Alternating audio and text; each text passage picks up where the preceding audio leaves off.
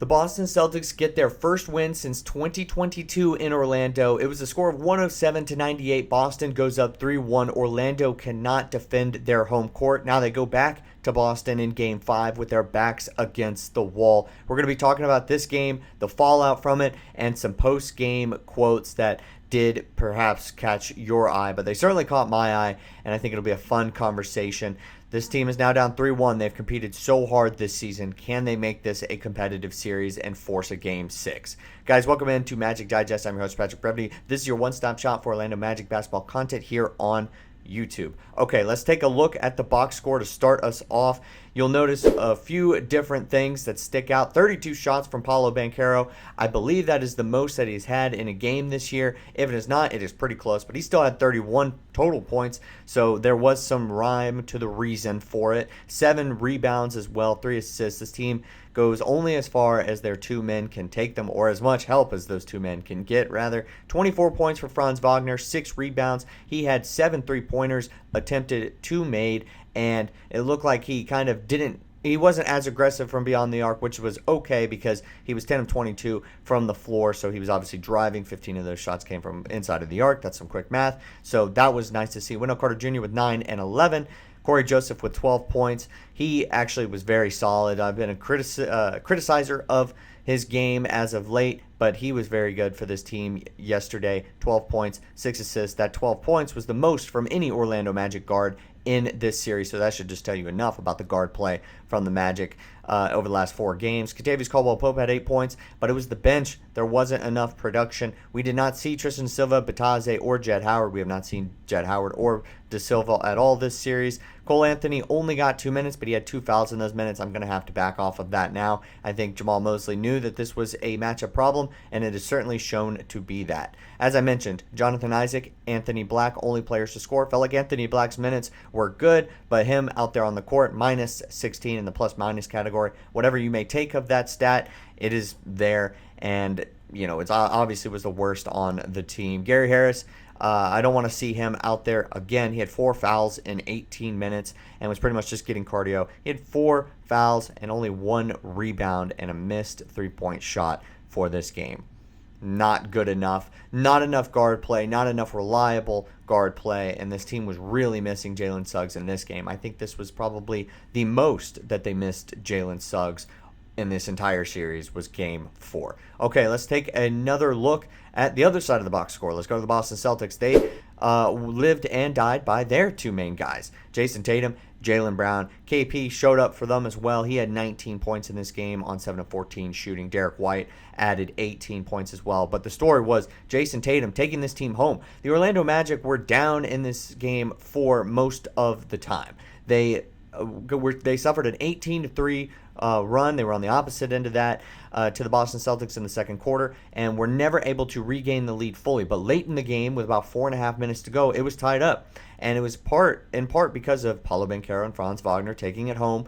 But after that, the reason was Jason Tatum took this team home. There's a lot of Jason Tatum haters out here, and look, I know a lot of people are going to say 14 of 14 from the line, yada, yada, yada. He had 37 points, 14 rebounds, 3 assists, 3 steals. Dude was elite. This felt like the Jaylen Brown game from the first game. He played extremely well. So from the second game, I believe. Yeah, 21 points for Jaylen Brown though, 6 of 16 shooting. He wasn't as sharp, but again, it was the free throw shooting for this team that really helped them out. Obviously, there was another free throw disparity in this game, but at this point, I don't really think that there is any sort of argument. This series is physical, and I'm not going to make any sort of argument that the refs are stopping the Orlando Magic from making this a more competitive series. I think that is a tired old narrative only used by fans that cannot really put their biases aside. Certainly, I think the Magic have had the short end of the sticks at some points, and there's so many flagrant calls in this series. It's difficult. I see both sides to it when it comes to the refs, but I don't think that this at all affected the outcome of this game. Porzingis had a great game. It seems like every single time he has a great game, this Celtics team will win against the Orlando Magic. I think he's the number one guy you got to be able to stop, and for the most part, especially in one-on-one opportunities down in the post for him, he hasn't been able to get everything going,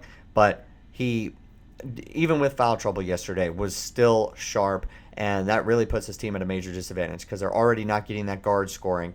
When they can't match the front court or the center scoring, then they're pretty much screwed because they don't have enough. It's the same thing in every single game and in every single series of games, that this Orlando Magic team just doesn't have the half-court offense to compete with a great team like the Boston Celtics. And even when we stopped their bench from scoring any points, their bench had 6 points, and they moved completely to an 8-man rotation for most of this series, the Orlando Magic still can't keep up because we just don't have enough guys. Maybe Mo Wagner would have changed stuff. Maybe Jalen Suggs would have changed stuff. We would have been able to get an extra game, and we'd be going back to Boston 2-2.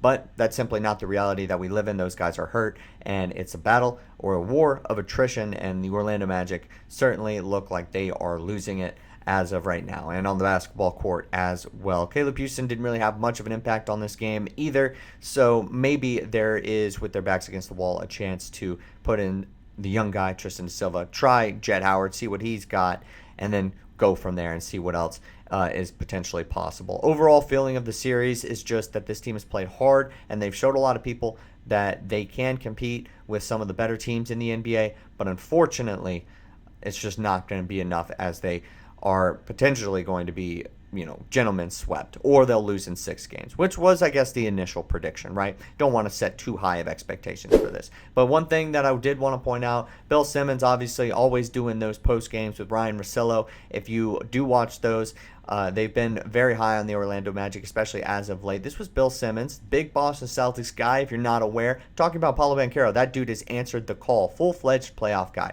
playing his ass off, and I'm terrified of him. Look, utmost respect. Bill Simmons, he's going to love Jason Tatum, right? He's going to love his Boston Celtics, but he's giving it up to Paolo Banchero, and that's been the truth of this series. Look, 32 shots. I mean, take his under on assists, right, guys? Like, he's going to try to make it happen, and on this next game, if he shoots 40 shots, I think I'll be okay. There's no other offense coming from anybody else. Russillo agreed, and he also said, I will not hear any Paolo negativity from anybody, which I think is so right. I don't think this Magic team deserves any sort of negativity for losing this series, and I think that is something that definitely needs to be recognized when we take a look at this series after the fact. Whether it is in 5 games or 6 games, however it ends, this Orlando Magic team should get their flowers, and Paolo Banchero deserves a ton of credit for the way that he has played since he came back from injury, since he came back from recovering fully from that injury, and he has been great, lights out, throughout this entire last stretch of games, as well as the play-in and this series.